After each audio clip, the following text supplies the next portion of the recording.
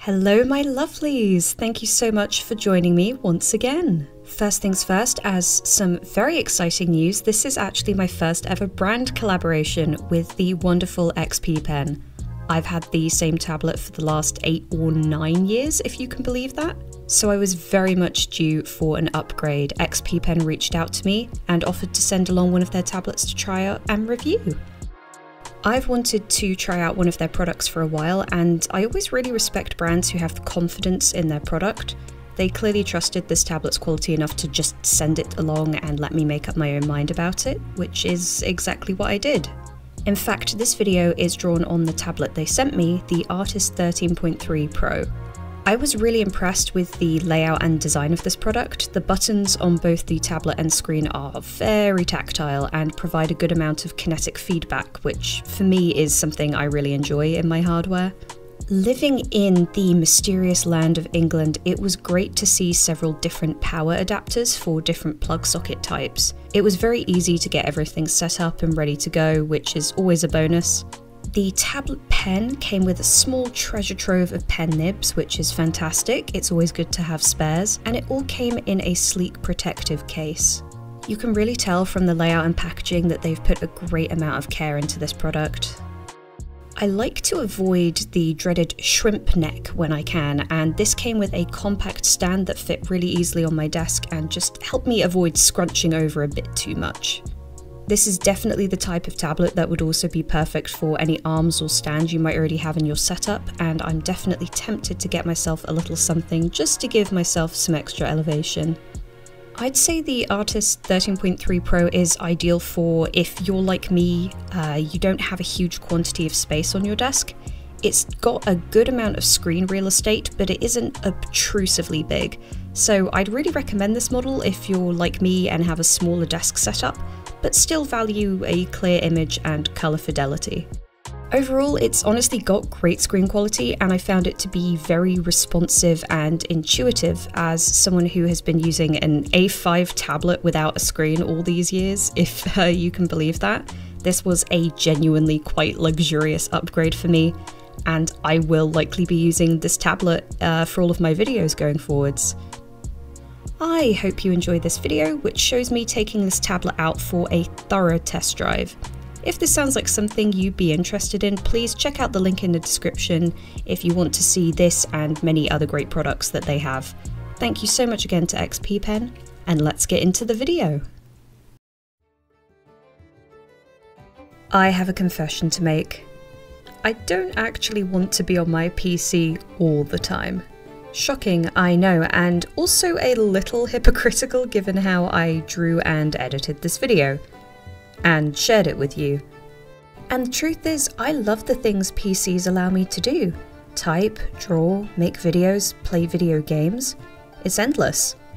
But I also know how good it feels to do things with my hands, make things, take walks in the park. So recently I've been trying to get back into practical hobbies of mine. Get me away from a screen at least entirely and make things with my own 2 hands again. And while I've been busying away, I've sometimes, I'll admit, been watching or listening to videos, both for background noise and for inspiration. And one YouTuber who has been instrumental in getting me to make fun things for my mental health is MacLeod. Her content is so ineffably cozy, delightfully nerdy, and just so aesthetically pleasing. She is definitely one of my go-tos, and I found myself watching her recently when stuck for art ideas. Specifically, I rewatched her video in which she made the most precious mouse warrior for her mental health. That's the name of the video, and the little goober triggered every cute aggression part of my brain. I simply had to draw him. And so I decided to show my own humble appreciation for MacLeod's content by doing some fan art. Drawing this has honestly scratched a huge itch for me.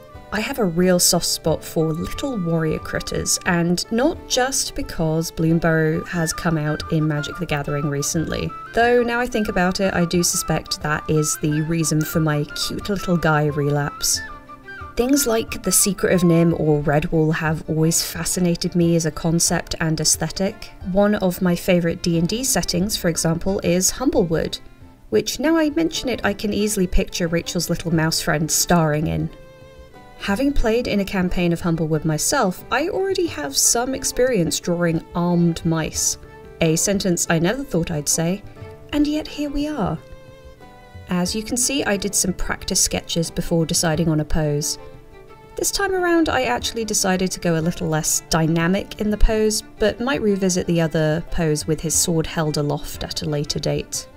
Practice sketches are so important, especially if you're getting into a style zone, as I sometimes call it. If I've come from doing some more semi-realism, it's good to get your head back into a different space, and sometimes sketches and shapes just help me get where I need to be. Drawing cute, chibi-fied characters can actually be deceptively tricky, as they rely on less shapes to describe certain details or forms. Because there's so few lines to describe everything, it's a lot easier to go off model, or for that single line to completely affect the composition of the image. Just look at all the fan art for things like the Powerpuff Girls or Dexter's Lab. Simple shapes that are so easy to miss the mark on. Speaking from experience here. Now, it can be tricky when working with subject matter as majestic as this. While I have some experience sketching and drawing mice, as I said, you can see me reworking the face quite a bit. No matter what I tried, it didn't quite capture the essence I was hoping for. So I took a break and replenished my T gauge for a +50 to my brain stat before coming back and looking with fresh eyes. I realised Rachel Maxey's original was a little more scrungly, wonderfully fluffy and felty, and that's why I loved him. I went back and entirely resketched the face, focusing on his key features like big white cheeks and big black eyes that protrude off the skull. Also his little hooded eyelids, which I'm honestly a huge fan of. It makes him look a little confused and weary, like he's been on a big journey. I think all of this definitely pushed him away from being a generic mouse drawing and more the lovingly handcrafted creation that had inspired me so much. Going cartoony was so much fun on this one and gave me a break from my more gothic or detailed creations like in Golden Bone. That isn't to say I don't add little dots and details here and there, but you have to be a little more considered when you go chunky and stylized. As I often do, I didn't opt for clean line art this time, letting the sketch layers give his fur texture and hopefully a little bit more of a lively, rustic feel. While I tried to keep the armour as accurate to the reference images as I could, I did tweak a few parts of his armour for realism, or as close to realism as you can get with a mouse. I added a few little belts and buckles to make everything feel a little more practical, and I believe made his chainmail a little bigger than it was in the original model, mostly to try and give him a sense of scale. While not visible in all the reference images, there was a tail on the original model, and I promise I did try and add it just because they can add so much personality to a pose or a character. That being said, nothing I tried quite did the trick. Instead, let's just pretend it's tucked out of sight, or maybe he lost it in a valiant fight against a dragon. Still, it's good to try these things when designing a character, and I won't apologise for trying things. Pinks, beiges and browns are such a pleasing colour palette for me. This last year I've been making a liberal use of a technique I've seen others use where you airbrush the colours in, then put a kind of tidy up layer on top. And even when I add a tidy up layer, I'm using my brushes that are pressure and stroke sensitive, meaning their opacity is nowhere near 100%. The result is, at least in my experience, a slightly better blending of colours, especially if you want everything to be a little more homogeneous, and for me personally an easier time with lighting. Obviously this isn't the only way to achieve such an effect, but it's been so much fun to play around with different techniques. Especially since my old go-to was either to do grayscale values first, or slap down base colours and then put multiply shadow layers or overlay lighting layers on top. I'll be honest, I always get weirdly anxious doing fan art for other creators. I'm not sure why, as I firmly believe we should live in a world where people compliment and express admiration freely, especially among creatives. Why would I be nervous showing my admiration for a creator whose work I enjoy? Partly it's because we can all lack confidence in our work, have wobbles and doubt our abilities. God knows I experience that every day. But in recent times I've tried to get into the habit of creating in spite of these feelings, so I think it's less of the barrier it used to be. If I'm being honest, I think another part of my anxiety with fan art is, as my own channel has expanded, a fear of overriding someone's creative vision. I know how important artistic projects can be, both for your career, your creativity, your mental health, your physical health, and I worry about intruding on something personal to another creator. But there's something to be said for the artistic process, particularly iterative work.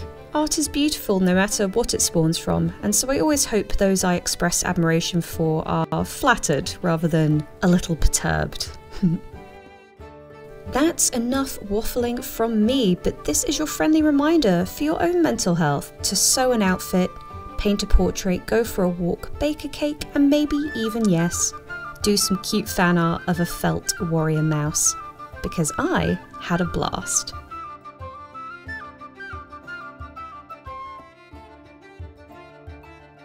And there we go, my darlings, what a distinguished gentleman. This one was a lot of fun and a lovely reflection, I hope, of the things I've been getting up to offline, so thank you for indulging me. The beautiful people you see on screen right now are my Patreon supporters, for whom I would fight 1,000 warrior mice. Their support allows me to keep doing what I do, as well as give them access to exclusive content and features. If you'd like to join them, then please consider supporting me on Patreon, link in the description below. A massive thank you again to XPPen for my first ever product collab. Their tablet was honestly so fun and easy to use, and a wonderful addition to my art process going forward. If you're on the hunt for a new tablet, or you're just curious on what XPPen has to offer, definitely check out the link in my description and have a browse. What about you? Are there any other maker YouTubers that you've been watching or you would recommend checking out? What about you? Are there any other maker YouTubers that you've been watching or would recommend checking out? Anyone who inspires you? Or maybe you're planning on changing up your routine a bit, working on a new hobby or craft project. Whatever the case may be, I'd love to hear what projects you folks have been up to, so please do drop a comment if you have the time. And speaking of time, my lovelies, I will hopefully see all of you next time.